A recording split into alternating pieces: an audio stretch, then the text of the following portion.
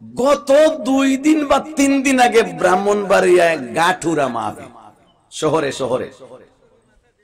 খেয়াল করে শুনেন, খুব খেয়াল করে শুনেন।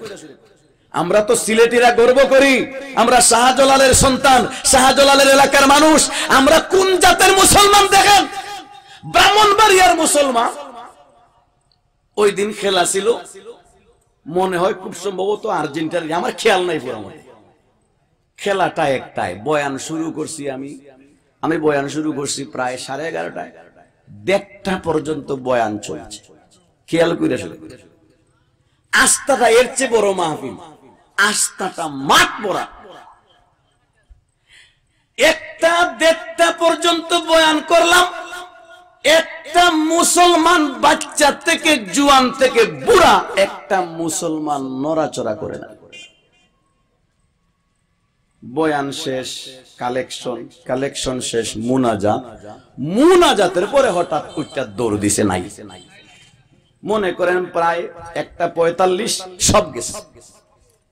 হঠাৎ শুনলাম উলি।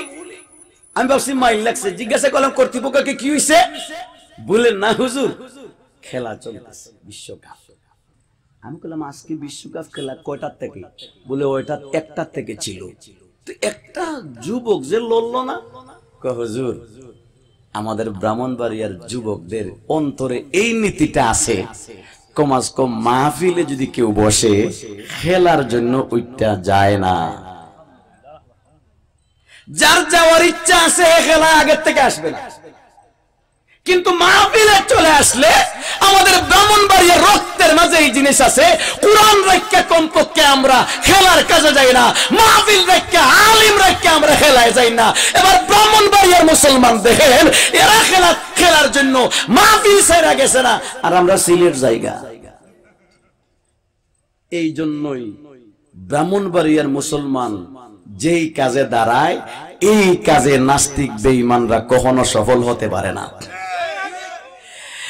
গত বছর না এর আগের বছর করোনা ভাইরাসের দোয়াই দিয়া পুরাটা বাংলাদেশ বন্ধ ছিল। এর আগে মামুনুল হককে গ্রেফতার করা হয়েছে।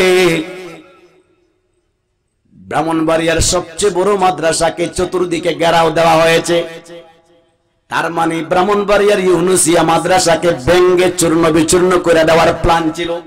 ভিতরে যারা ছিল সবাইকে গ্রেফতার করে তাদেরকে গুম করার হয়তো পরিকল্পনা ছিল, কিন্তু আল্লাহু আকবার, সারা রাত্রে অভিযান থাকলেও ব্রাহ্মণবাড়িয়ার মাদ্রাসার কোনো একটা ইটের ক্ষতি করতে পারে নাই। কেন পারে নাই জানেননি? কারণ আছে। কারণ ব্রাহ্মণবাড়িয়া শহর থেকে বের হয়ে যাওয়ার, ঢাকার দিকে, চট্টগ্রামের দিকে যাওয়ার যতটা রাস্তা আছে, সব রাস্তায় মহিলা পুরুষরা সবাই, বৃদ্ধা জওয়ান যুবতী সব মহিলা রাস্তায় দাঁড় হয়ে দাঁড়িয়ে থাকছে। আমার মাদ্রাসার একটা ইট নিয়ে কোন দিকে যাইবে যা। ব্রাহ্মণবাড়িয়ার মুসলমানের হিম্মত দেখেন, আর আমরা কই আসছি।